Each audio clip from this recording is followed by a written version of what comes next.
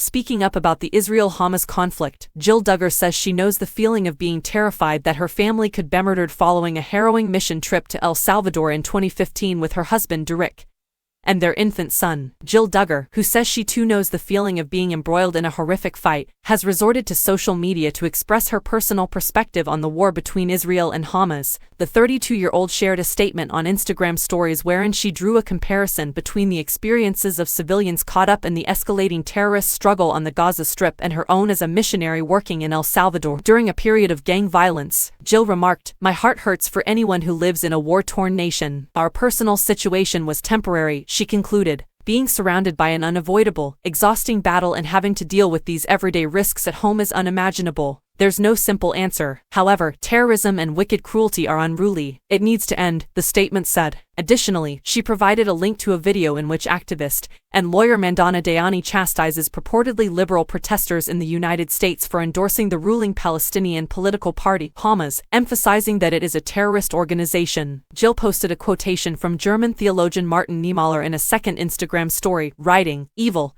heinous, terroristic actions must be stopped, but there is no easy answer in war. I have friends who are Arab and Jewish, and none of them have supported terrorism. In fact, a few of my Arab friends have even broken down in tears to tell me how radicals have directly impacted them and how they oppose the acts of terrorist organizations and demand an end to them." She added the hashtag "I stand with Israel" in closing. Jill, her now 34-year-old husband Derek, and their infant daughter Israel went to El Salvador for a mission trip back in 2015. During the months they were there, Jill wrote in her biography counting the cost, the gang situation in El Salvador had gotten even worse. San Salvador, the country's capital, had a lot more police on the beat, and several of the homes and businesses in our small community had begun employing armed guards. "Since our arrival, we'd had our own guard, but it didn't feel like much protection anymore," she said, referring to the gang's propensity to target those who are known to be well off.